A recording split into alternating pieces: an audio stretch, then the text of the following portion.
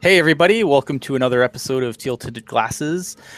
This week, obviously, there's going to be a lot to decompress today, so we're probably not going to get to absolutely everything that's happened because we want to kind of sleep at some point tonight, and I'm sure you want to not be stuck here looking at our faces for 4 hours. But faces, we have aplenty.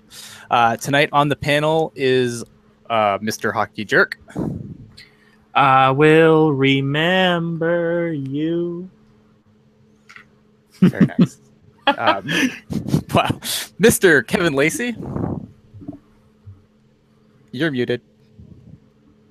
You're muted. He's eating ice cream. All right, Mr. Kevin Lacey muted eating ice cream. And we also have a special guest with us tonight from Teal Town, USA. Also on After Dark. Also blah, blah, blah, blah, blah, blah, blah. You know him. You love him. It's Mr. Eric Landy. Hey guys, what's up? It's good to be here. Sorry, I didn't realize I was muted. I'm Yep, drowning totally my sorrows in ice cream, guys. Help me. I know. I was hoping that everyone was going to have a tune. Yeah. I mean, I guess, we should probably talk about... Alex Gallant, I know. I'm as distraught as you guys. I'm as distraught. I think we should, obviously talk with the big topic of today, and that would definitely be the loss of Alex Gallant to the Tampa Bay. Don't forget Buddy Robinson going to Winnipeg. Buddy Robinson going to Hey, Winnipeg. no, I will eat ice cream over Buddy Robinson going, though. Me too. Me too. All right, let's be serious here. I think we should obviously let's start with Marleau because I think that is obviously the story of the day. Marleau leaves San Jose after 19 seasons. He goes to Toronto. He has a 3-year deal with a full no movement clause, and it is a cap hit of $6.25 million. He has a huge, serious bonuses here in this deal as well. He has $14.5 million in signing bonuses over the next 3 years. $7 million of this year, 4.5 the next. Say lockout protection. Yeah, no doubt. $3 million in the final year.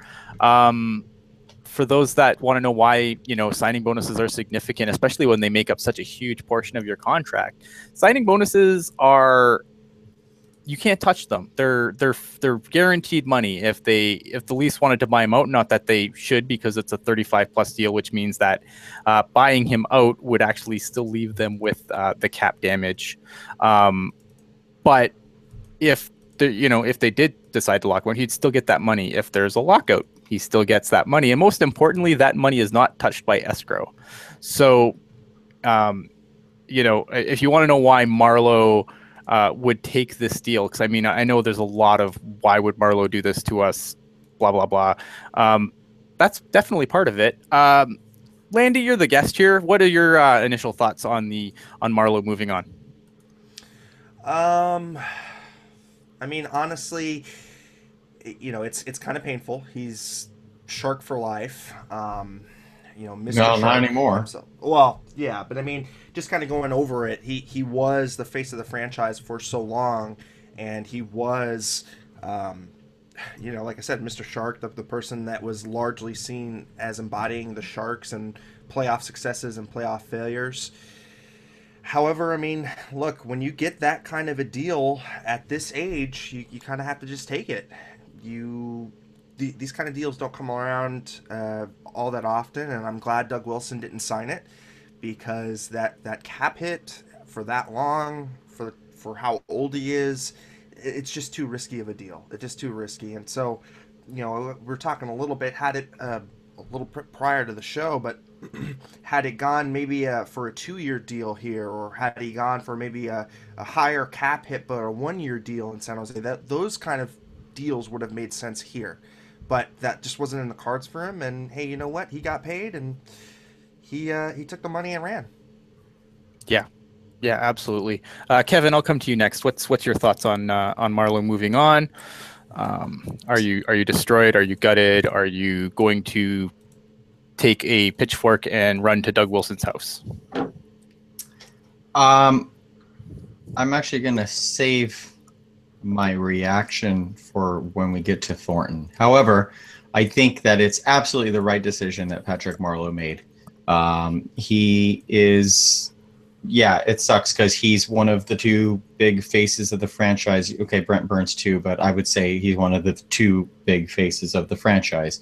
But he's 38 years old, and getting a no movement clause, multi-year deal at that salary, and you're 38, absolutely, way to go, Patty. That's awfully, I won't say awfully high, because I feel that Marleau gets respect everywhere else but in San Jose. Everyone freaking loves Patrick Marleau outside of San Jose. But Patrick Marleau's been playing here for 20 years, and a lot of the Sharks fans have become jaded with him, whether it's warranted or not. And so my one concern for Marleau, can he handle that media scrutiny in Toronto? I don't know. Yeah. Mr. Hockey Jerk. Well, I am upset that Marleau's not with the team anymore because, you know, me being a young guy, Marleau is really all I've known, you know, as a Sharks fan. So it's kind of an adjustment, but at the same time, and, you know, Kevin alluded to it as well, in fact, hell no. No way does San Jose do it, no matter how important Marleau is. Like, the dollars I'm fine with, but it's the years that are key. And, you know, it was apparent from the beginning that Doug Wilson wanted to do 1 year, but was willing to do 2 years. And, I mean, obviously, Marleau chased the 3 years, and I think that has to do with, you know, job security more than anything. And, you know, he's going to a team that's very young and a team that has a lot of skill, but it's also a place where he can be, you know, the guy because, you know, in the last how many ever years, you know, people like Couture and Pavelski and Thornton and Burns have all overshadowed Marleau. And, you know, I think Marleau got way too much criticism for how good he actually was. I mean, second all-time among active players in playoff points, but, you know, disappears in playoffs, right? Of course. Well, And but I'd like to place this kind of just this little nugget on there. Is he the guy in Toronto, though? I mean, I feel like Mitch Marner, William Nylander, and Austin Matthews all over eclipse Marleau. I think he's the elder statesman for sure, and they look to direction, you know, as far as how you're supposed to be a pro to him. But I don't think he's necessarily the guy there, because believe me, the kind of person that he is, he shies away from the media. Right, he doesn't want to be answering those questions. And in Toronto, when you're making that kind of money, and you know you're expected to produce there, it just doesn't make sense from that perspective. And I think he's going to get a rude awakening. Yeah, I'm kind of with Landy here on that too. Sorry, go ahead, Hockey Jerk. I was just going to say that's a very good point. And I mean, when I say the guy, I more so mean, you know, like you said, he's the elder statesman. I fully expect him to be an alternate captain. You know, it's the Mike Babcock thing where he likes to get, you know, he likes his certain players that he gives, you know, certain nods to. It was, and you know, Babcock loves Marleau. Let's not ignore that fact. It's noted. Yes, it's noted he loves Marleau. He was quoted after the reverse sweep as saying, if you don't want him, give us a call, us being the Detroit Red Wings at the time. And, I mean, you look at Matt Hunwick. Matt Hunwick was around for a while because he's a Babcock guy. Same thing, you know, Nazem Kadri really turned around his career again because of Mike Babcock. I think the relationship with Mike Babcock is the key here. And I think, you know, while on the Sharks, Marleau was more of a depth goal scorer, if you will. I think he's going to have a bigger role on the Leafs because he's a Babcock guy and because he's an older guy and because he's going to play in their top six. Yeah, and I think, like, you know, going back to what Landy says, I think this is, you know, there's definitely going to be high media pressure for Marleau. He's not going to escape it. I don't think that he's going to be able to deflect it onto other players because it's Toronto. No one, I mean, they're, you know, their third line scrub, fourth line scrub is treated like an all-star in the media, you know, like they get that kind of attention. Like there's no hiding from that media. And I think that it's for Marlowe's sake. I think, I wrote today on Teal Town USA that there's really it's really hard to find a fault. Like, I know that the initial reaction is, who the hell are we going to get angry with, right? Like, whose fault is this? This isn't anyone's fault. I think that the offer that the San Jose Sharks made to Patrick Marleau, which has been reported as 2 years, $10 million, I feel like that is more than fair for where, for a guy like Marleau and where he's played throughout the lineup. In Toronto, he's going to get a chance to play with some, he's going to get the chance to play with, be a first line guy, not maybe third line tonight, maybe second line tomorrow, maybe first line if we need to get, the first line going. He's going to be probably your first line wing playing with Matthews and, whoever else they have on the other side, Nylander, I guess. So I mean, for Marleau, I mean, that money, that opportunity, I don't blame him for not saying no. And I know that some fans feel betrayed, and I understand that. I'm certainly not going to be here to tell you not to be angry about this or not to be upset about this. But at the end of the day, I feel like, you have to understand it's a business. Yeah, definitely. So I mean, go ahead. Yeah, I was just gonna say, it's just that if it were me, I would have said, okay, if you want to stay with the Sharks, if you want to have a multi-year deal, you're gonna have to bring that AAV down below 5. So in my opinion, if they were gonna keep Marleau and Jumbo for 3 years, as they both wanted, I said, okay, but I only want to give you $12 million. I want to pay you $4 million per year. To me, that would have made sense if you were going to go longer on term.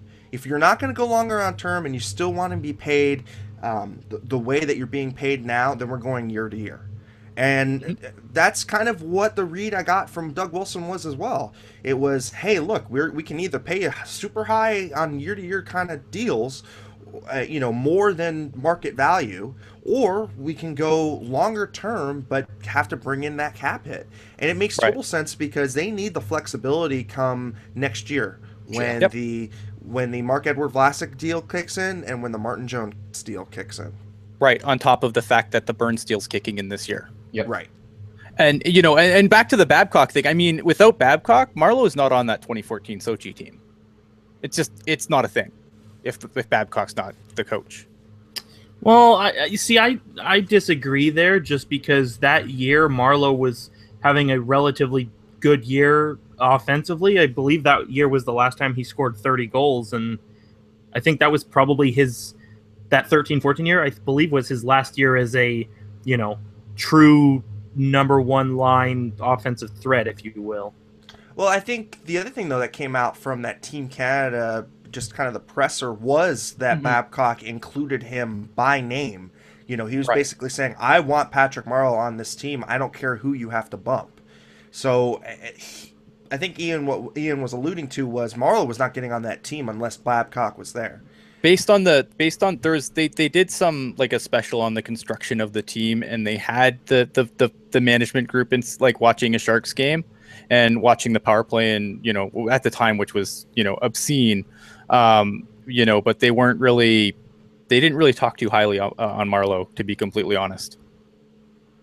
Yeah, and so it was really Babcock who said, look, I want him on my team. And, we've seen that over and over again, just the admiration. And I think it started all with when we had those epic series with the Wings. He just got an up-close personal look at what Patrick Marleau did, the kind of damage he did to the Wings, and just said, hey, you know what, I want that kind of player on my team. So, I mean, look, when you've got a team that's kind of 1 foot in, 1 foot out on you, being the Sharks, not knowing what they wanted to do, whether or not they want to go to the future or if they want to kind of stay to the old proven vets, but you've got a team coming from hockey's pinnacle city, basically saying, look, we have a position here for you, we have a spot, you're going to be an integral piece to this puzzle. and you've got a head coach that he's and that he likes and's got a history with. I mean, it makes sense. It really does. It really does make sense. The New York Rangers kind of, I thought that rumor was kind of a little bit kind of out there. Same thing with Montreal. I felt both of those teams. Sure, they could have given him more money, but I don't think that there was kind of that extra factor like Babcock. And like with Pierre LeBrun saying a little bit earlier, he thought maybe he was going to Southern California. Just try and stay in the Pacific Division, trying to stay in the Pacific time zone to be close to his family. Well, I wouldn't be surprised if Patrick Marleau thought the same thing. I'm under the impression, based on what I've seen on Twitter from Pierre LeBrun and various sources, say it basically sounds like Toronto, day one of the courting period, or whatever you want to call it, came out with this offer, and it's been nothing but scrambling ever since. Like, oh, this is a lot of money to pass up, as Patrick Marleau. And I think he's been giving the Sharks the past several days to try and come up with something. But right. I think you're perfectly right, Lacey. I think it was Toronto coming in really strong with that initial offer and the Sharks trying to play catch up. I just don't think Doug Wilson was going to bend on this one, and good on him. I mean, he said, look, we got a deal there. We can give you an extra year, but it probably meant less money overall. But he was pretty firm on that 3 years. And I mean, it makes sense because his locker room exit interview, he said he felt like he could play another 5 years. Mm-hmm. And, that's how he sees himself, and that's how he sees his value. So good on him for getting what he wanted. Yeah. And but it just sucks that, it's not with us. Right. And when he said that was when the reality set in for me of, Patrick Marleau is not coming back next season, because there's no way that the Sharks, I don't see Marleau, what you mentioned earlier, going year to year at his age, because one bad year and whoop, that's over. We've seen so many players just get killed off of that by that. But and by the way, we can blame me for the Patrick Marleau signing because my room is clean. That's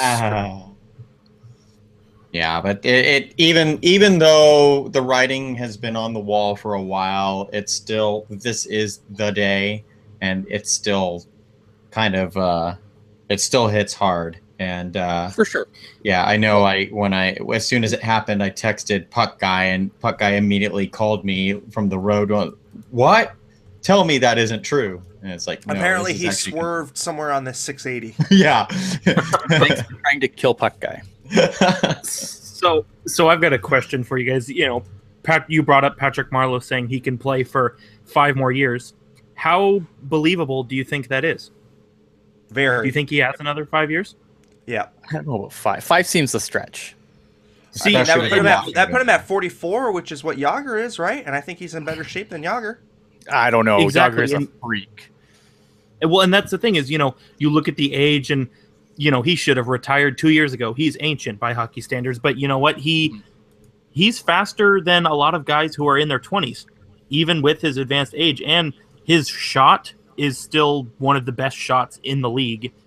And I mean, I feel like it's such a cliche, but he keeps himself in really good physical shape. I mean, you kind of have to when you have 4 sons, but I don't know. I think he could go another 5 years. Sorry, let me go in here for a sec. Yeah, the thing that gets me though is, like, I get that he's like he maybe has another 5 years in the tank, but if you look at like a lot of like the underlying numbers, it was really Couture and Donskoy doing most of the heavy lifting on that line. Sure.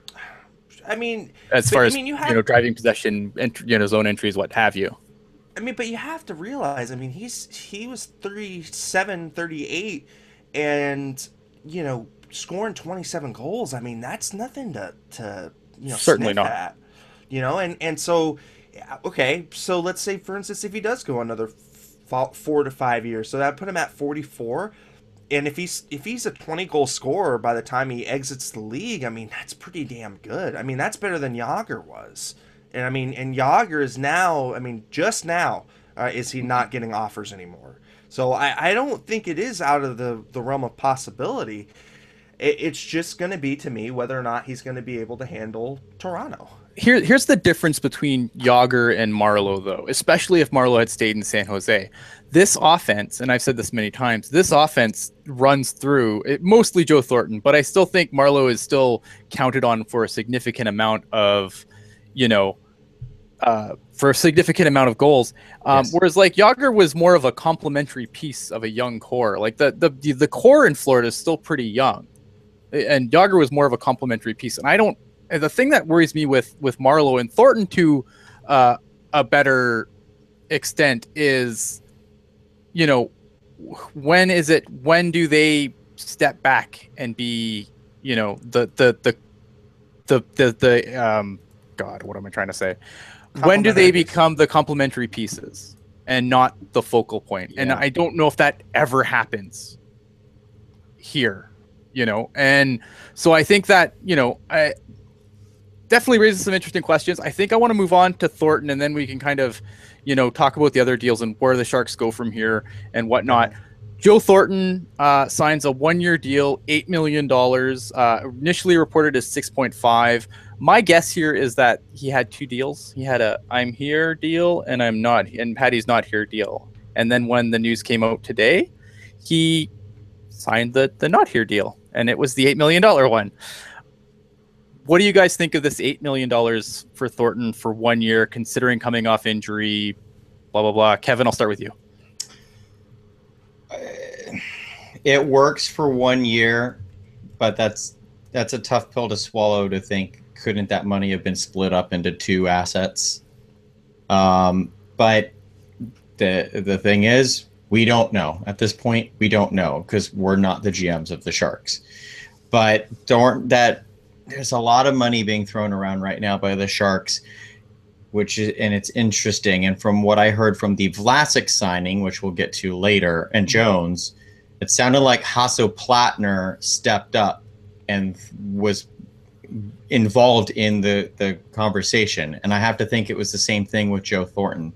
So cap hit aside, I think a big reason why Joe Thornton received $8 million at his age, coming off knee surgery to replace two ligaments, I think is Plattner saying, don't care, we got to keep you, here's the money. Mr. Hockey Jerk. Yeah, I agree with Kevin. I think, look, if Joe Thornton, Patrick Marleau leaving, that's one thing. If Joe Thornton leaves, the Sharks are a lottery team. And if you try to tell me otherwise, then you will get the crap added out of you. Kevin put it nicely. I think Hasso jumped in and said, look, I want this team to be competitive. You want this team to be competitive. Let's not play any games here. And I don't hate the signing for Joe Thornton because, yes, $8 million is a hefty number, but I honestly feel like people fail to realize that, in every year since the salary cap was introduced, except for lockout years, it has gone up every year. So there's growth there. The Sharks also have some cap penalties coming off the books with the Adam Burish buyout and the Tommy Wingels retained salary. There's some space there. And it's a 1-year deal. So at the end of the year, if he, plays well, hey, Joe, take another 1-year deal. We're good. And if he doesn't, then you just walk away and you cut your losses. But,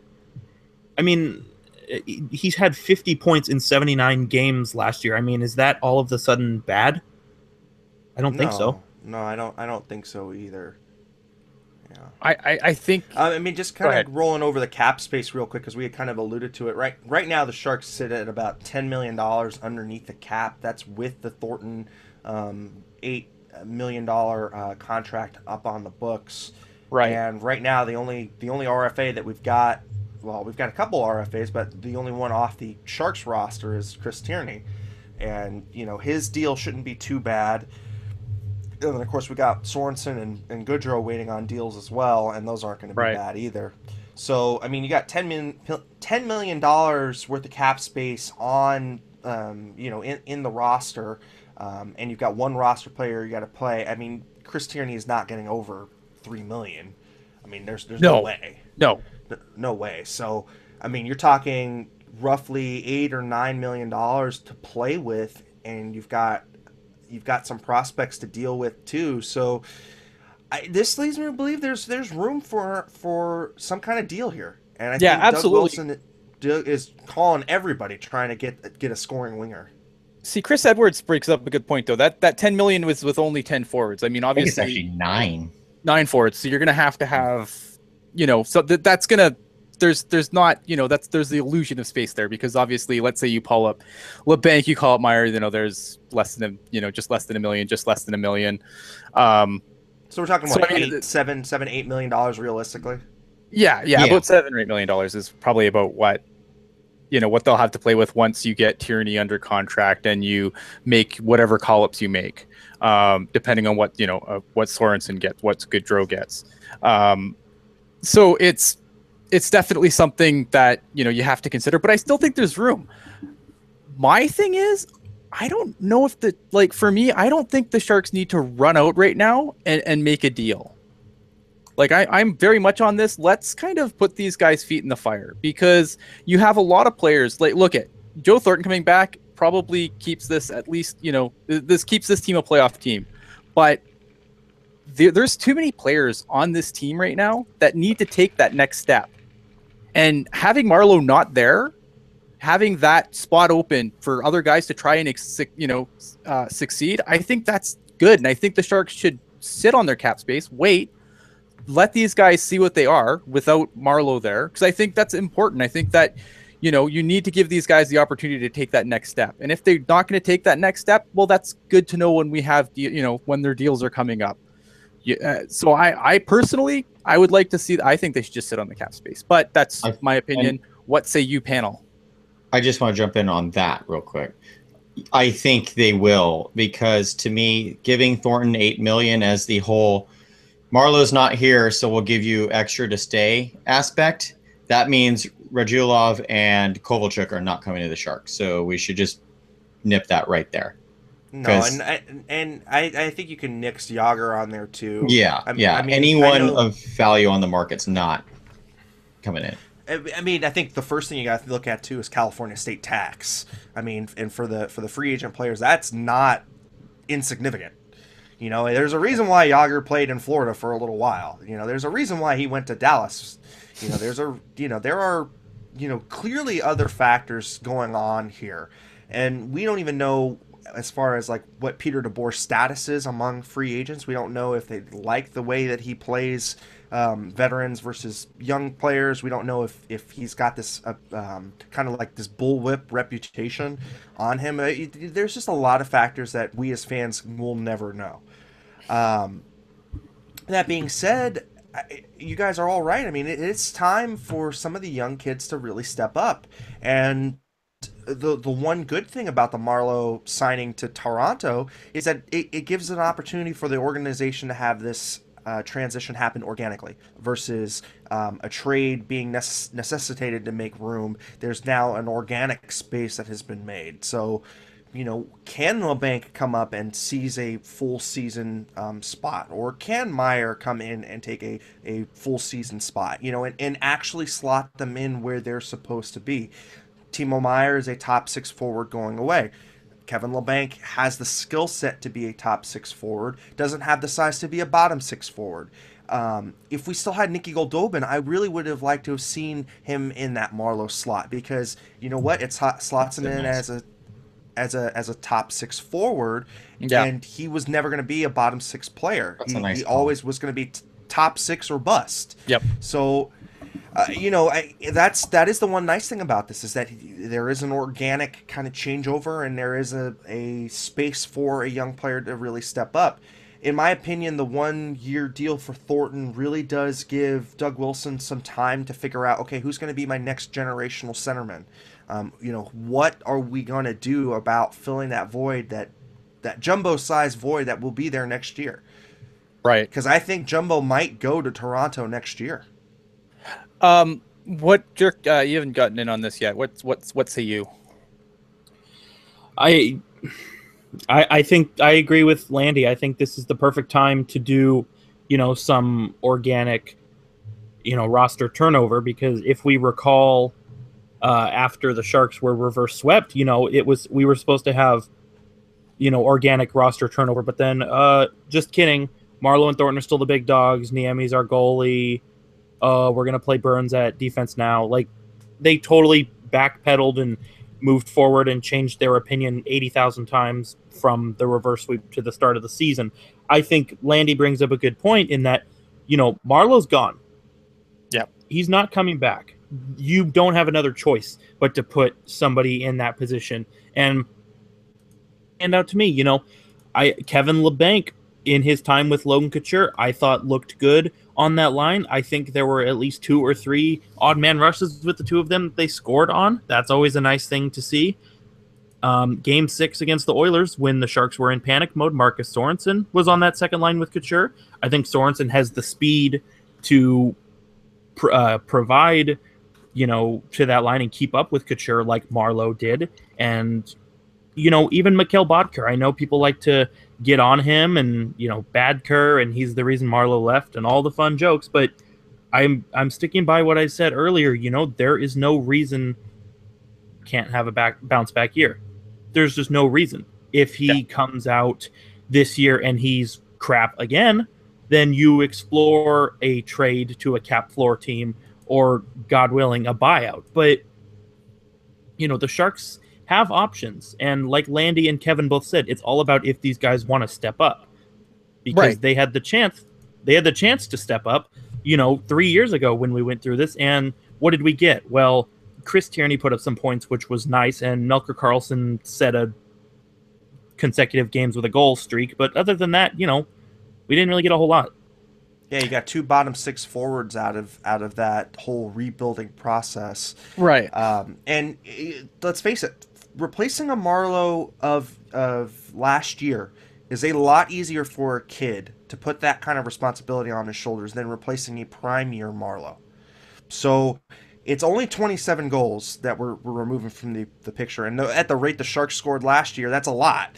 But, there's no doubt in my mind that Timo could put up 27 goals, or LeBanc could put up 27 goals. It's just going to be about them really taking the reins on this, and it's going to be about Peter DeBoer finally giving full trust to some young kids.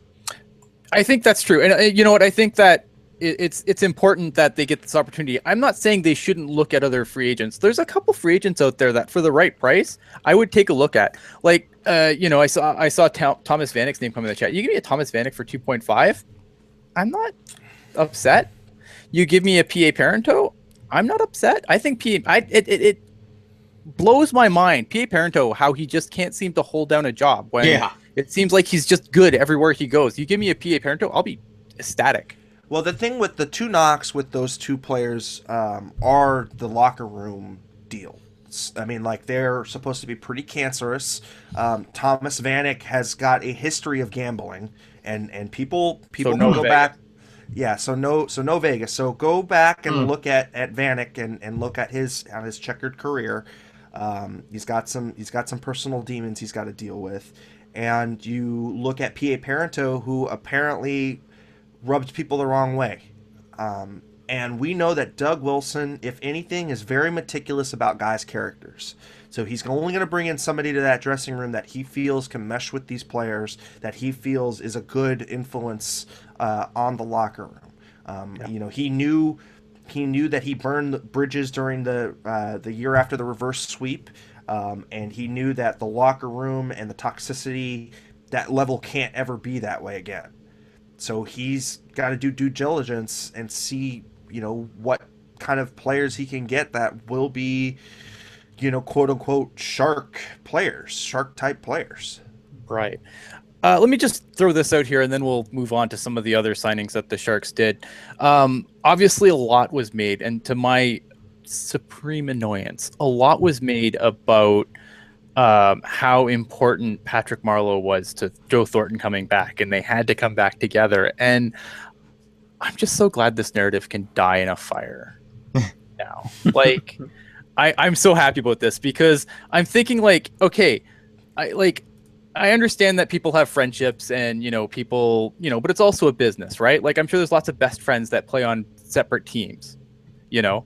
Um, and, this idea that, Joe Thornton would just be so heartbroken without Marleau when have you seen Joe Thornton in a picture without Brent Burns somewhere around him? Like, it baffled my mind. I don't know. I'm glad this narrative's over. I'm glad that Joe Thornton's here and somehow Patrick Marleau's not, and that's okay. Do you guys think that the Sharks made the right choice though? Would you have taken Thornton over Marleau if you had to pick between the two? Jerk. I think the Sharks made the right choice. I kind of touched on it earlier. If you have no Thornton, you're looking at Couture, maybe Hurdle, Tierney, Carpenter, O'Regan. I mean, that's not a Stanley Cup lineup in terms of center depth. Versus, you lose Marleau, like you still have Pavelski, you still have Carlson who can play up, Donskoy who can play up, Bodker, LeBanc, Sorensen, Timo Meier, even a Barclay Goodrow if he figures it out. It's been long talked about how the Sharks have zero depth on the wings, but I feel like in the last 2 years, the Sharks have done a really good job at depth on the wings. I mean, I think maybe as a security, you find a guy like a P.A. Parenteau or a Thomas Vanek who does come in at a low cap number, but at the same time, I think at this point, the Sharks just need to spread out Marleau's 27 goals throughout the committee. I mean, you have to remember, too, that Marleau, Couture, Pavelski, and Burns, nobody had more than 11 goals. That's not a sustainable trend at all. That obviously is going to turn up. I think more than 11. Can you repeat more than 11 goals on the power play? No, at all. It was Pavelski had 28. I think Couture had 25. Marleau had 27, and then the next highest was Bodker with 11. Right. Oh, okay. I see what you're saying. So I said it earlier. There's no reason to believe that the scoring can't turn around. I think Bodker will bounce back. I think LeBanc has made some good strides.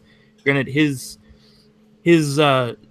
character with the Barracuda in the playoffs came into question quite a bit, but I think if you give him some NHL time and let him operate under his own ship, I think he'll figure it out. And then, like Landy said too, Timo Meier, looked awesome in the NHL playoffs and made some questionable embellishment choices in the AHL playoffs, but even then, like, I thought Timo Meier looked fantastic with the Sharks, and I think Timo Meier belongs on this team. And yes, like, it's the Q, okay, and Q stats must be all Q stats. Yes, scoring goals in the Q is a hell of a drug, but you know what? He's a goal scorer, and he's a very physical player. I don't like to make comparables, but if you are looking for a comparable, I think Timo Meier could be player Milan Lucic light. Yeah, Diet Lucic, or even like a Ryan Clough in his heyday. No, don't compare him to Chloe. Chloe.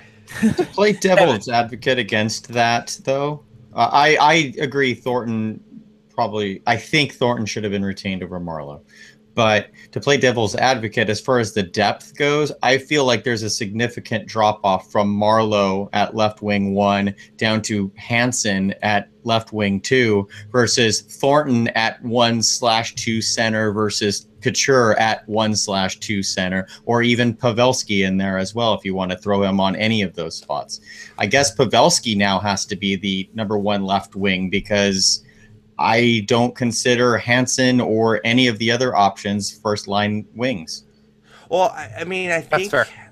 I think you just also lost a lot of team speed there with Marleau leaving. So the thing with, and I'll kind of play devil's advocate too, the thing is when you lose Marleau, you lose a lot of speed. And now this team has, it took last year and it wanted to get sped up. So it got Marcus Sorensen, it got Mikhail Bodker, and it got David Schlemko. By now taking Patrick Marleau out of the equation, you've reduced the team's speed and you've kind of kept it that plodding along style that Thornton likes to play. Which is, there's no problem with that. He's just got to get complementary pieces that can play with him in that style. So if it were me, I would probably put Timo up there on that first line wing with Jumbo and with Pavelski.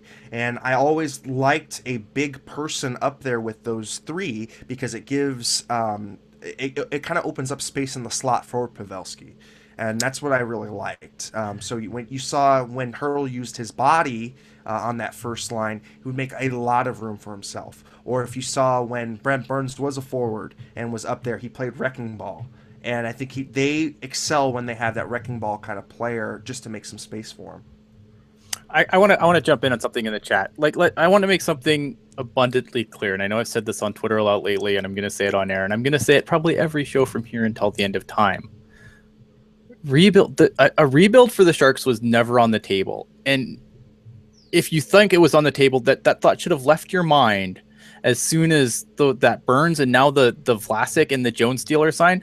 This team isn't rebuilding anytime soon. You don't sign guys to 8-year terms to rebuild. No, you don't. It just doesn't happen.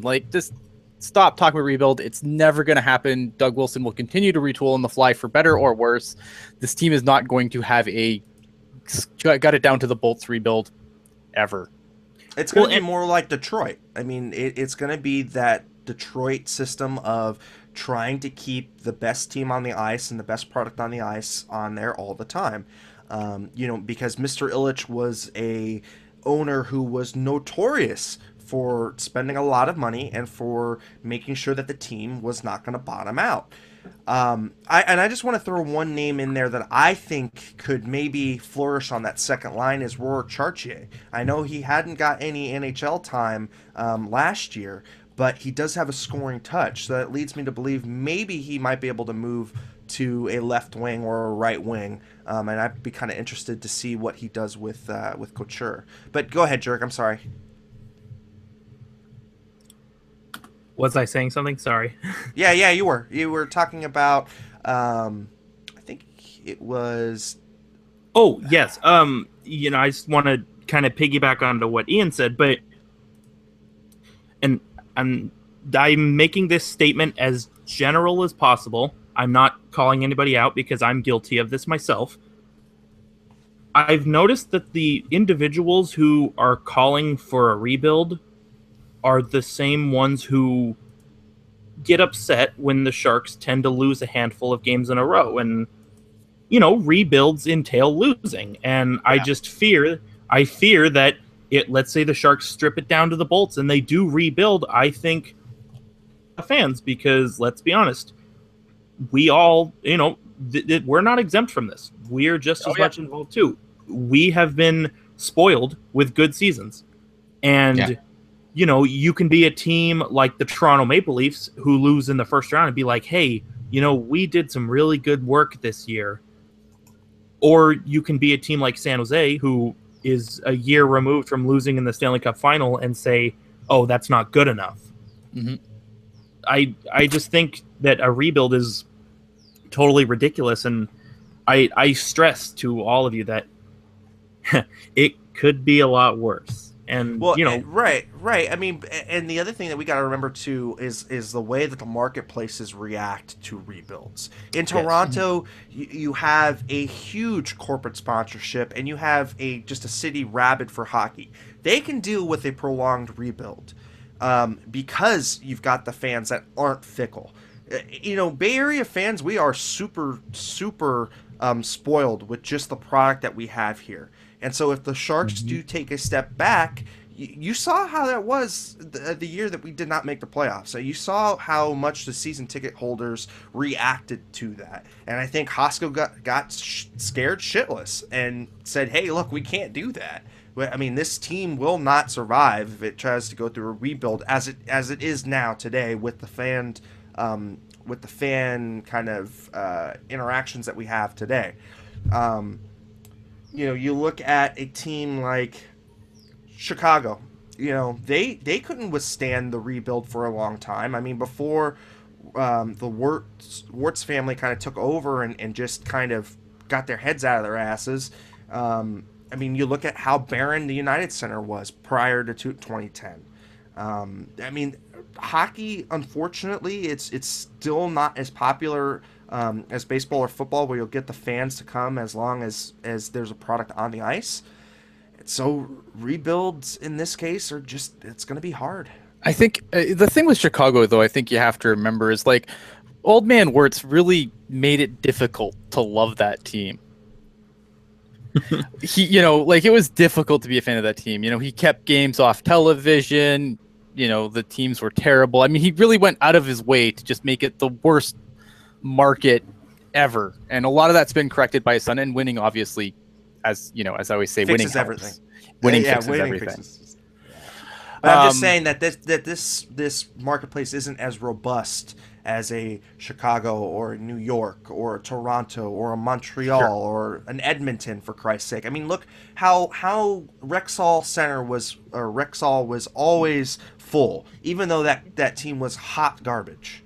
I mean, hot garbage for a long time. So I just don't see our fans doing that for 3 or 4 years until we get that generational number one pick. Yeah, Chris Tierney in the chat here. I'm gonna hit this quick, and then we can move on. A lot of talk in the chat about like where does what we do with Chris Tierney at this point. I still think that I thought with wingers, Chris Tierney didn't look terrible. I feel like he, you got to remember, yes, Chris Tierney didn't put up enough points last year. This is true, but how many points are you putting up with Ward and Haley on your wings? Or Bodker with having the year he had. I don't think we've seen all of Chris Tierney yet. I still think he could probably be the third line center on the team. I think that Carpenter's probably your fourth line center this year, but it'll be interesting to see, because that obviously, then what do you do with Hurdle? Are they going to continue on this Hurdle at center nonsense, or are they going to put him on the wing? With Marleau gone, Hurdle to the wing might be a thing. A good thing. But then it's, again, all right, he's back with Thornton. Not that that's a bad thing, but I still want to see Hurdle do anything without Thornton. True. Maybe he's with Couture. I want to see Hurdle with Couture and Meyer. I really think that really think that those two should be paired together. That's a whole hell of a lot of meat throwing around their weight. And especially with the way that the Pacific is going, and with everybody rearming themselves for a huge slugfest in this division. I mean, we're in no means a small division anymore. No. Well, see, all right. And I just one last thing, and then we can finally move on. But see, I thought, when Hurdle was with Bodker and Hansen, I thought there were numerous games where they were the best line on the team, and even in the playoffs, very early in the playoffs, but in the playoffs, that was on paper San Jose's third line, and they, again, were the best line in a lot of games. And I think that was a nice, a little view into Hurdle's potential, without Joe Thornton. And I liked what I saw there. I liked what I saw there. It was good. It helps that, like I believe it was Landy who said earlier, Hurdle has the big body, so he can make space, and then you have Bodker and Hansen who can just fly through that space like nobody's business. Yeah. Now let's swing around the re-signings, shall we? Yeah. So obviously, couple of re-signings here. These obviously extensions that were signed as soon as they're able to become extensions. They aren't kicking in until not this season, but next season. We'll start with Marc-Edouard Vlasic, 8 years, $56 million, $7 million AAV, $14 million of which is signing bonus, including $5 million in 2021, which we know is because there's going to be a lockout. Sorry, guys. He has a full no movement clause until 2022-23, and then he has a 3-team list until the end of his deal. Doug Wilson laughably quoted as saying he expects more production out of a one Marc-Edouard Vlasic. Kevin Lacey, what's up? I don't like that comment by Wilson at all. To me, if you're expecting more, I mean, yeah, we always want players to produce more. But if you're expecting more out of Marc-Edouard Vlasic, why are you giving him that much money? That much money says to me, Vlasic's already done it. So if you think Vlasic still has room to grow, you shouldn't be giving him $8 million or $7 million. So here's Go I for just it. want to. Here's my 2 cents on that. I agree with you. I think expecting more is asinine, considering the last 10 years he's been the Sharks' best defenseman ever.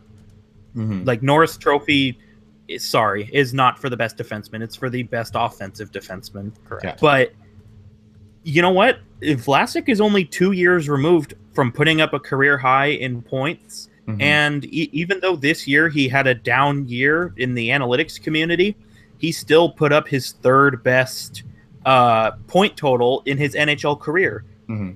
Now, I like I said, I think expecting more points is asinine, but I could totally see him score more points. I mean, he likes to. We've seen, he always jokes, coach, give me the puck, put me out there. We've heard quotes like this all the time. I think he can score. I think he can break 40 points. So, At what cost? I mean, are you now saying that he's going to sacrifice his all-world shutdown ability? Just quickly kind of chiming in on the contract.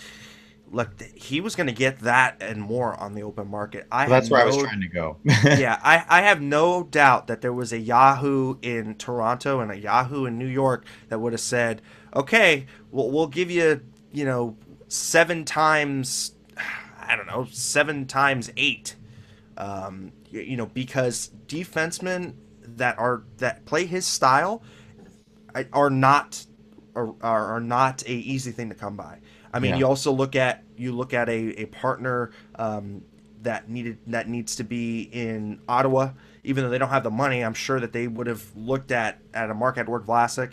I'm sure there would have been 31 teams out of 31 teams looking at him and saying, we'll have you play here, and I'm sure the big markets like Toronto, hell, even Montreal, his home state's team. I mean, they would have ponied up a lot of money.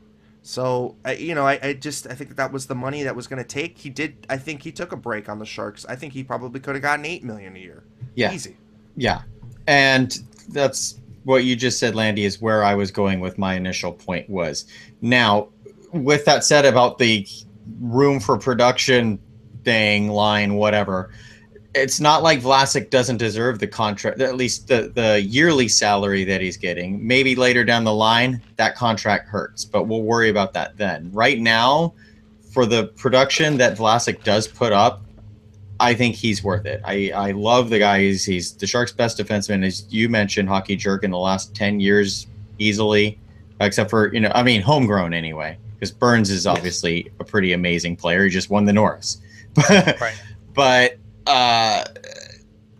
it's also you have to look into what we brought up on Pucknology Writers Room and Tinted Glasses throughout the year, which was what Vlasic was making was a freaking steal for what we were getting. So Absolutely. in a way, this is a little bit of probably compensation for what Vlasic has done over the last number of years. Yeah, and like I said, he could have raked him over the coals. He really could have. And he could have put it to Doug Wilson and said, I want Brent Burns' deal. He wouldn't have been out of line for asking exactly what Brent Burns got. Not in my mind, at least. They're two completely different animals. You can't base one contract off of the other. But he could have said, look, the value that I provide to this team is as important as Brent Burns' value, points-wise to shut down defense-wise. So that's why, to me, he kind of held back and took a hometown discount. And people are going to laugh at me and like, well, how's $7 million a hometown discount? Like I said, you look up north and look how defensively starved the teams in Canada are. You look at a team like New York. You look at a team like Boston. I mean, defensemen do not grow on trees, and I don't know how much more we can stress that. And they get overpaid. I mean, just look at Carl Osner's deal. I mean, for Carl Osner, he got that much money. Yeah. Yep. Funny thing is, I was going to say a great fit for Vlasic if he had gone somewhere else, to me, would have been Vegas, because you put Vlasic with Theodore on that top pair. Jeez. Oh, it's not even fair. Or hell, go down south and reunite him with his old D partner in Rob Blake and that wicked Team Canada set of Doughty and Vlasic. Which was stupid. Yeah. Stupid. I mean that's stupid. It's stupid. It's just okay. I give up. Yeah, I don't like the term. I didn't like the term for Burns's deal. I don't like the term here. I do not like these super long contracts that end when players are in their late 30s. 40s. Late 30s, early 40s. Yeah, Vlasic will be 38 when his is done. And that bothers me a lot because I don't like the fact that we kick the can down the road like that, which is what we've been doing with. I mean, the Sharks are good at that. That's what we've been doing with Marleau and Thornton the whole time, just kicking the can down the road a little bit further instead of actually dealing with it. I don't like the term. The money's fine. I hate these 8-year terms. I understand that's the business of hockey today, and this is just the reality we have to deal with. I don't like it. I don't like it for Burns. I don't like it for Vlasic, and I'm not even crazy about Jones for 6, to be completely honest with you guys.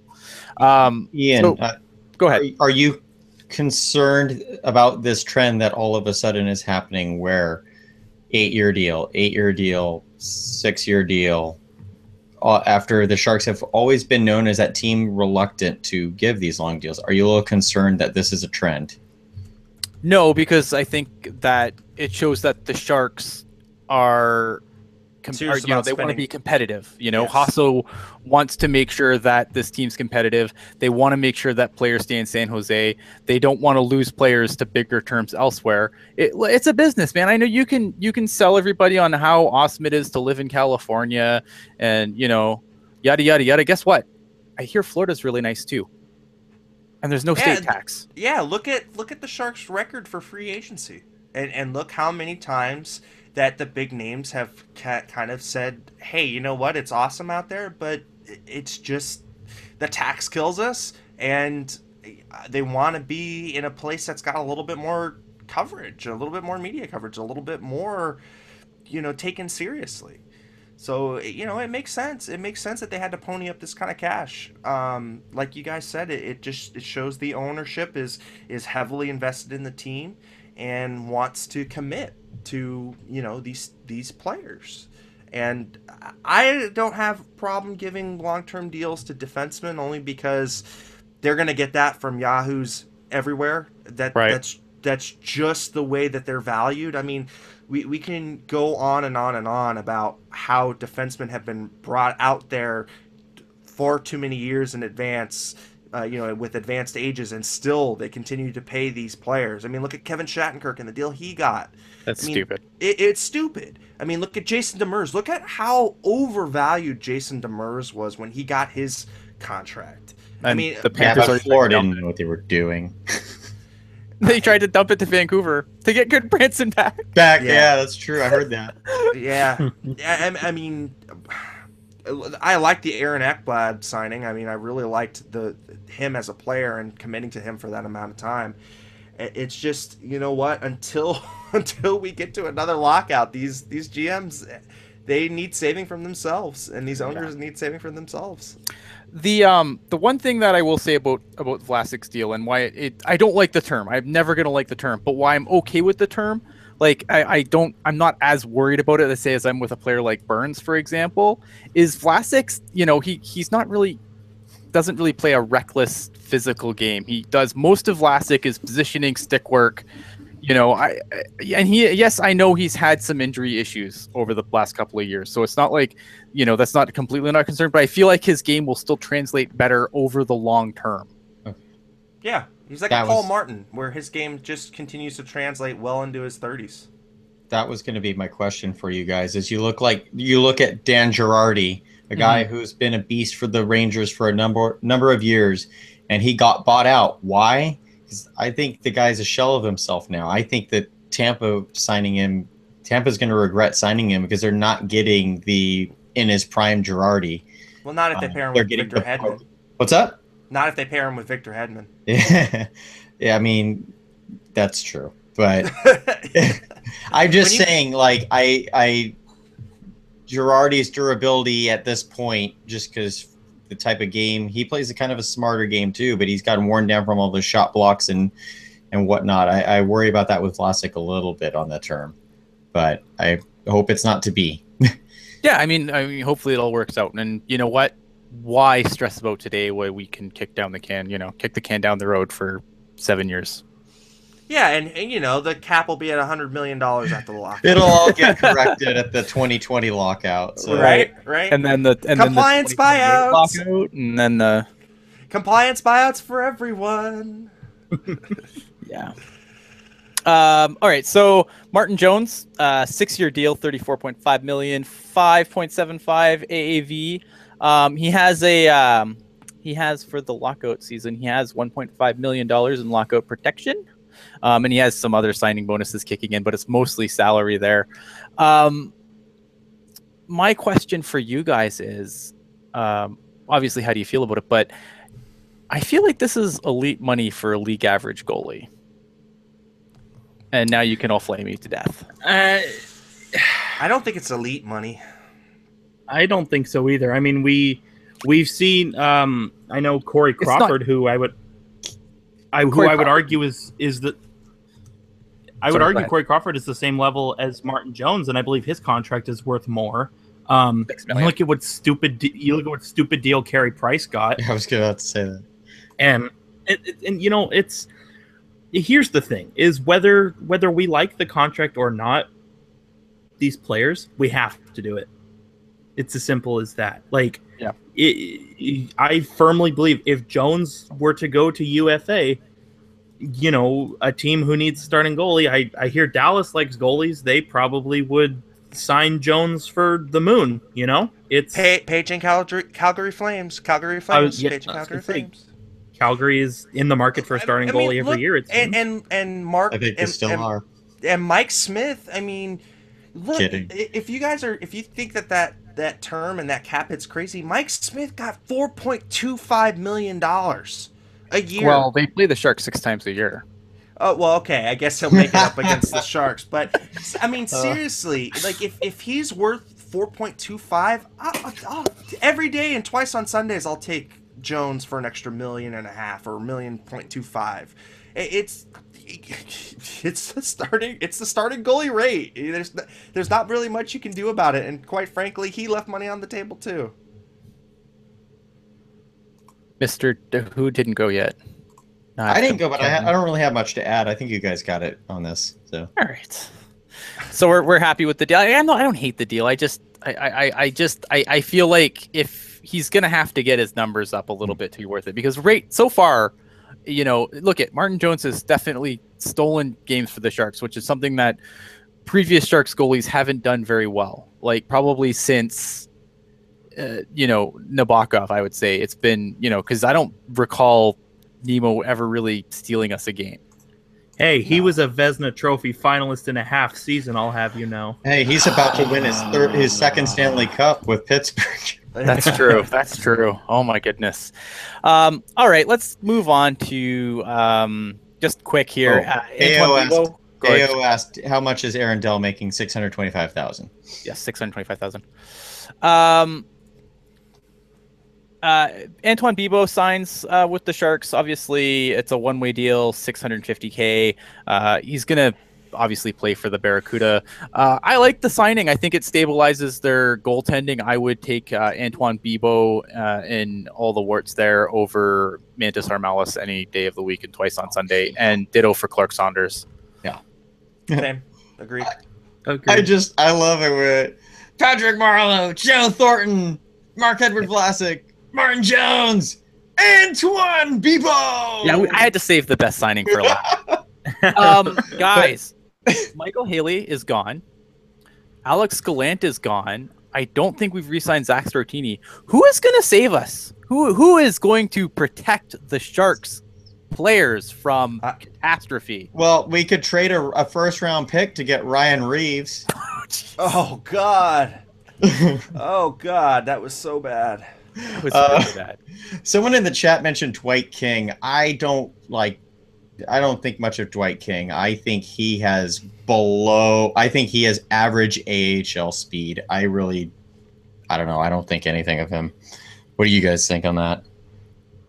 I just think that, like, when you look at all the teams in the league, like you look at, especially in the Pacific, man, they all got mean. Yeah, no, they did. I'm trying to think of the names of like people that have gone to different teams. I don't know. Chris Edwards in the chat saying, Dylan. Look, at Dylan can throw. I don't have an issue with that. Go ahead, sorry. No. I was going to say, just going on the Alex Gallant thing real quick. Kudos to him. I mean, a guy who played in the SPHL gets an NHL contract. He's probably never going to see a time in the NHL, but I still love Gally. And wow, what a story there. Jay Clark chiming in. This is pretty funny. Couture looks like a fighter. You know what? He did get in a fight and punch Mike Richards so hard he broke his hand. So that's very true. Yeah, maybe there's a future there. Maybe there's a future there. Timo Meyer playing the role of Diet. I figured it out, guys. I figured it out. Who have I been harping on all year besides Vladimir Savotka? How does Eric Bolton get these contracts every year to play one game for the Islanders, right? Well, at 40 years old, the Islanders did not sign him yesterday on July 1st, so Eric Bolton, guys, at 40. He'll be the protector. You were talking about players you harp on, and I thought you were going to go the Victor Arvidsson. Victor Arvidsson? Oh, no. Nice. I was trying to be nice about it. Hey, there's a slightly used Shane Doan and Jerome Iginla still on the market that we could use as face pass. Hey, okay, Shane Doan has been supposed to come to the Sharks every year, like the last 5 years. Why not just make it a reality? No, okay, guys. No. Iginla, Doan, or Yager? Go. Yager. Iginla, Doan, or Yager? Oh God. Yager. Iginla. Oh, I think Doan, but there we go. I guess Yager wins. Yeah. 2-1. Oh, hey, okay. Interesting though. Brandon Peary is still available. I mentioned he's like discount Nieto, if you ask me. Discount Nieto. Discount Nieto. Something I want to bring up in the chat. AJ with his age-old narrative. Name me the awesome D-man that Wilson's drafted since Vlasic. Let's see. Anyone want to help me out here? Throw out a name. Jason Demers, Joachim Ryan, Justin Braun. Yeah. Was Josh George's before or after? I believe after. Before. Excuse me. Before. Yeah. Before. Okay. Dylan DeMello. Yeah. That's another one. I don't know, but there's going to be that's also a good point. There's going to be another spot open on the defense with the departure of David Schlemko and subsequent trade of David Schlemko. Golden Knights legend. Yeah, I'd love to see Heed in that role. I want to see what he's got. I want to see what Joachim Ryan's got. I think these are two players that are ready to fill in.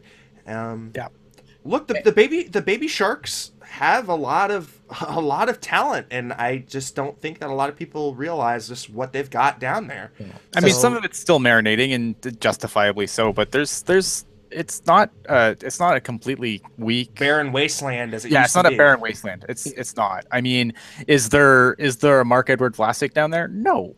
Is there a Brent Burns down there? No. But there's still decent. Yeah. There's still some decent prospects out there. Now, obviously, prospects have to turn out at some point, but there's no one down there right now that I would just completely write off. That's actually a prospect. Yeah, and the D, which was the big question mark for the Barracuda going into last season, I actually think the D might be their strongest position this next season.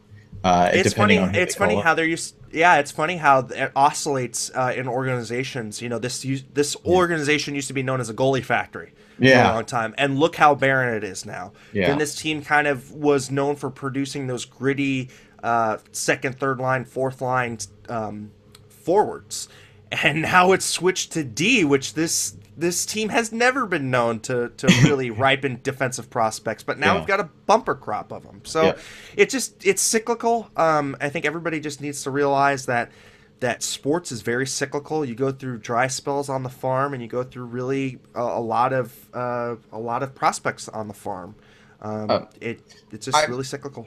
I'm glad you mentioned how the goaltending kind of got barren there for a while. So I'll get this back to Ian's original point that I totally derailed, which was Antoine Bibeau coming in. You look at Troy Grosnick getting re-signed. However, he's now 27 years old now. Correct. Antoine Bibeau, if I recall, is 22 or 23 years old.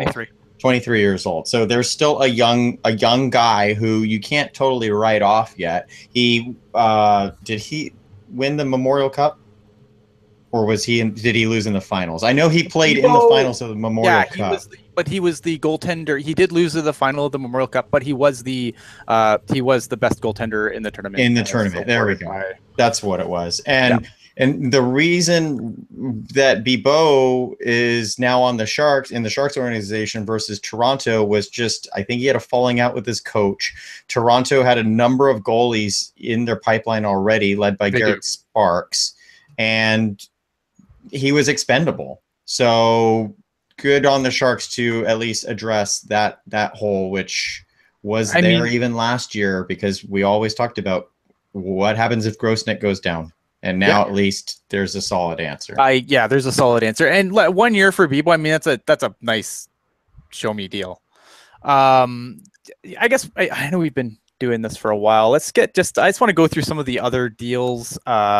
Just buzz in if you have something to say. Evgeny Kuznetsov tonight just got an 8-year, $7.8 million AAV deal from the Washington Capitals, and then they had to move Marcus Johansson for nothing. That's a big contract for your second line center. No.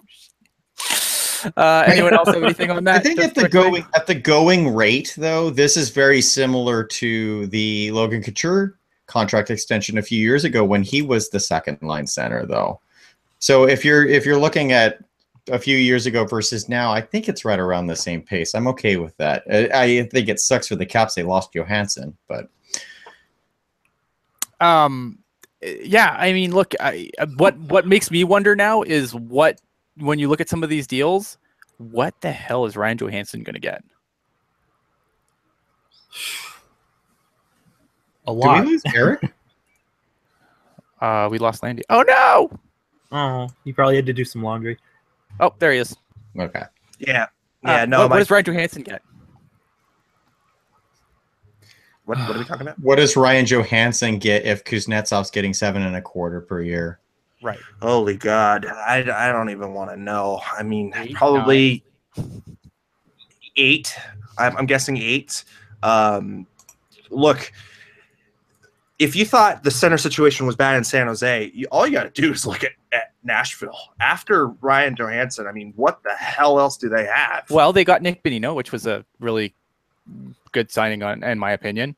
Yeah. Mike Fisher is going to be the big question there, is if he goes around for another, goes for one more go around. But I really like that Mike Bonino deal. I do too. Hey, I got a question for you guys. A legit question. I just don't know. Yeah. One of the things with the Bonino deal was he saves a lot on taxes. Is there something with the Tennessee tax laws I'm not aware of? It's pretty low. No idea what the state tax is in Tennessee. Okay, I just because I know that was a big deal was made of why he signed with Nashville, and that was brought in there. Cap Friendly has a post-tax earnings calculator, so if you guys can vamp, I can get you some numbers. Oh wow, perfect! I can always vamp. Tennessee has no income tax, but does have Edwards. It does have a Hall tax that is 6% tax on interest and dividends. Oh. There you go. Okay. So I guess I'm becoming an accountant now. Eric Landy, CPA. All right. Oh, so it's funny, but my uncle's a CPA. Nick Bonino, 4 years, $4.1 million. I guess we can jump to that next since we kind of already brought up Bonino. I like this deal for Nashville. I think for a third line center, possibly play second. I think look at Nashville is kind of barren down the middle, and I think this definitely helps. Agreed. I think it's a good signing. They're going to have to get a second line center, though, a true second line center, and I don't know where that comes from. Because you just looked at how bad they were mismatched in the final when they had Ryan Johansson missing. So, to me, that team is still not fully actualized. And when they get another center, that team's going to be more scary than it is now. So, just to go back, are we ready for some numbers? Yes, absolutely. So Nick Bonino in Nashville, Tennessee, his salary is $4.1 million, which has a estimated income tax rate of 38.5%. Now, if you jump over to the Pittsburgh Penguins, who are in Pennsylvania, and you pull up the contract for Olli Mata, which has a yearly salary of 4.08, the income tax rate is 44.6%. Okay. So about 5% savings, but every little bit counts. Absolutely. Especially when you're talking big numbers. Exactly. Yep. Absolutely. One of the big contracts where I think, a lot of good deals I thought were signed, but this one I think is a blunder. 4 years, $6.65 million AAV for Kevin Shattenkirk in New York. I don't like this. I just don't. Somebody's got to take Girardi's money. I thought, I don't know. Hey, it wouldn't be free agent frenzy without New York making a stupid move. Go ahead, Kevin. I don't know. I feel like just a few months ago, Kevin Shattenkirk was going to be the hot commodity in free agency, and then he just played okay in Washington, and his value seemingly dropped a lot. I don't know. Yeah, but was that based on Kevin Shattenkirk, the player, or the weakness of the free agent market where he was supposed to cash in? Like that's my question. I don't know, because I mean, it was just what 3 years ago he was like top 7 in defensive scoring or something like that, top 4. Yeah, but I think the other thing too is that he's always played in small markets, and then when you go to a bigger market like Washington, you get a lot more scrutiny. And I think his game got really torn apart there. That's true. Oh, it definitely did. And he's always been a defensive liability since I can remember him in Colorado. But you're paying him like he's more of a well-rounded defenseman, and he's not that player. And he doesn't have a Paul Martin to babysit him. I think their worry was just maybe McDonough. If they pair him with McDonough, that might be pretty good. I think they're looking at like a Martin Burns kind of situation with McDonough and Shattenkirk. Because I mean, right before that, their best offensive defenseman was freaking Nick Holden. Like, Jesus. Nick Holden. Yeah, but I mean, I think that even without Girardi, they have enough defensive defensemen in there that they can fit Shattenkirk in and be fine. I get what you're saying, just the salary for what you're getting may come into question, but I'm okay with it.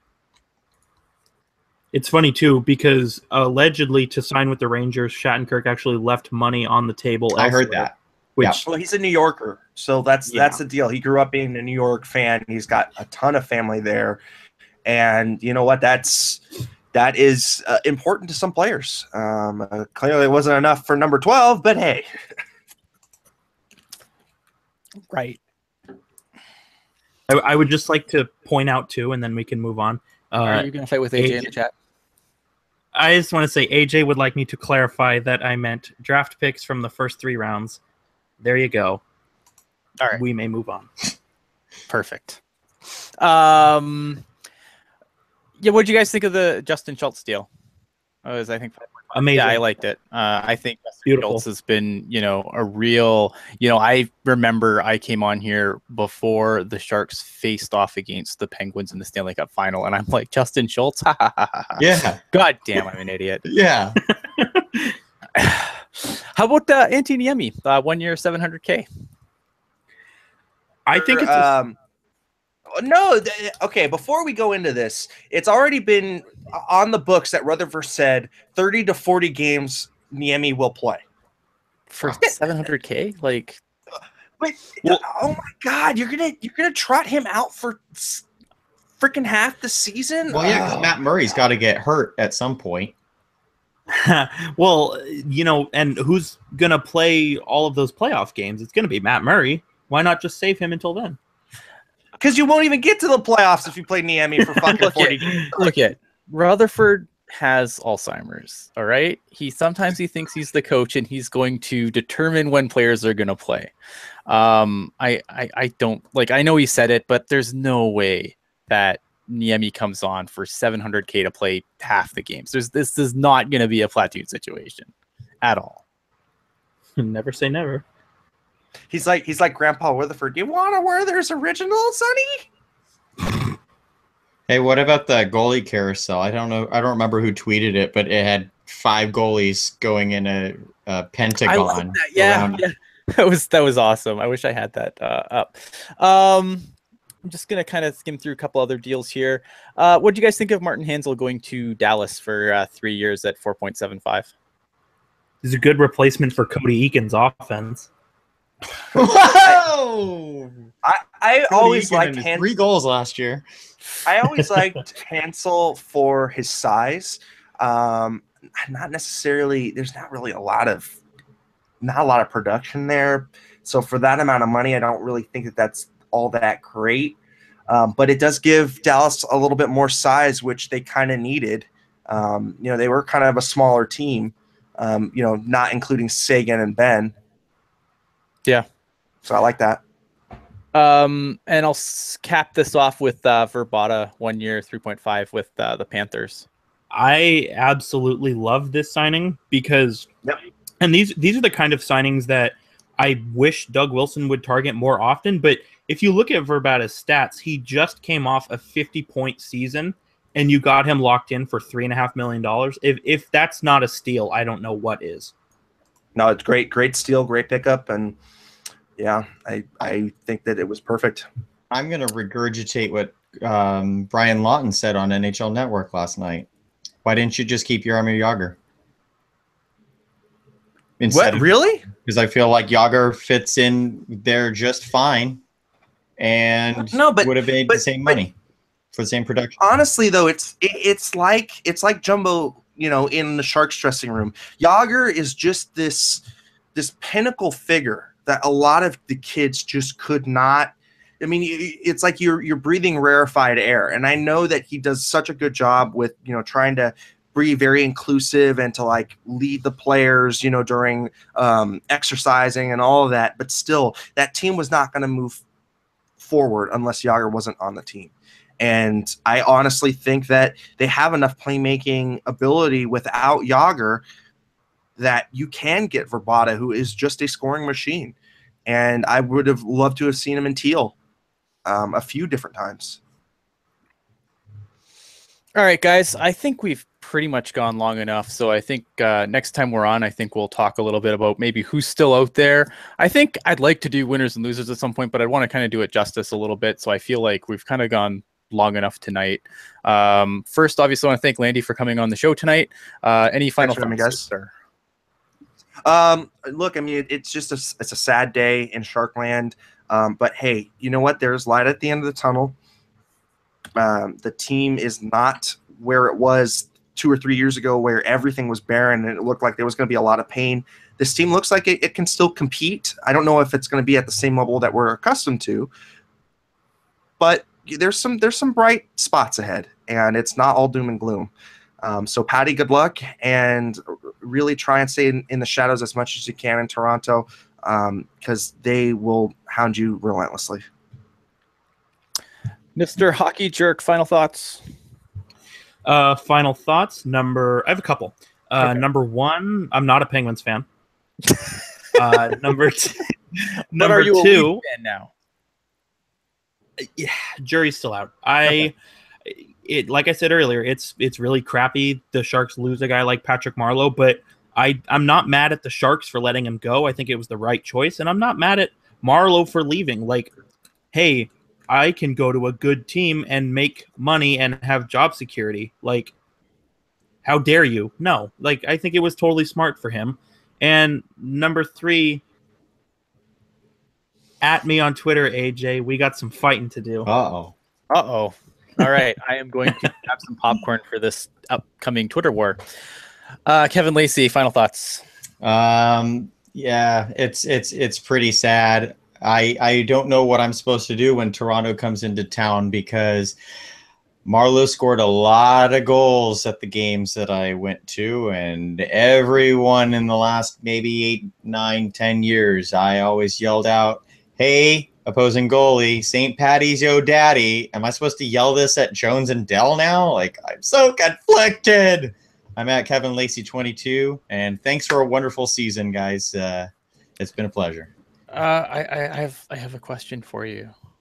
For me? Yeah, I thought I did. Now I've lost it. Oh, is it? What do I think of Brian Elliott going to Philly? Because Man. Woohoo! No, I was gonna say actually last question for the panel. How do you think the Shark fans are gonna react to Marleau when he comes back? I don't think it's gonna be silly. Like this isn't gonna be Brian Campbell, right? I hope not. I don't know. There's some can I pretty punch silly faces? Shark fans. he's the Roman Yes. Reigns of the Sharks. Like people Yes, he love is. him or hate him, and I don't. I'm on the love side. I am too. Yeah, like I don't.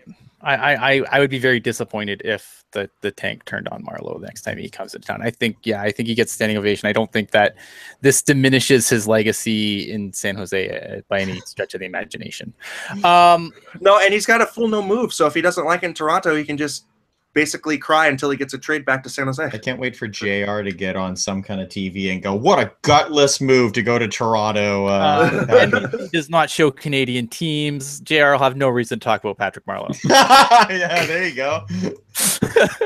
All right, guys. I am Ian Reed. You can find me at Ian Blog Sharks. I put out a couple of articles in the last couple of nights about the free agency. The guys did a video earlier with some initial reactions to the Marleau contract that is included in my most recent article. So, I mean, that article has it all. So definitely go check that out on Teal Town USA. Follow at Teal Town USA on Twitter. Please subscribe to the channel if you haven't. Subscribe to our audio streams, iTunes, Google Play, the whole works. We will be back. I don't know when we'll be back. We'll be back soonish. I have surgery on Friday, but I'd like to be We'll back. be back tomorrow when Radulov signs. No. Yeah, we'll come. Maybe Radulov? maybe if I can get the crew together, maybe we'll do another show later in the week before I go have surgery. We'll see. Pre-surgery. Yes, a pre-surgery before I go on the IR. Keep your eyes on our Twitter feeds. Obviously, we'll always let you know when a show is going to be. We'll be here all summer. Don't go away. Subscribe. Guys, this has been awesome. Have a good night.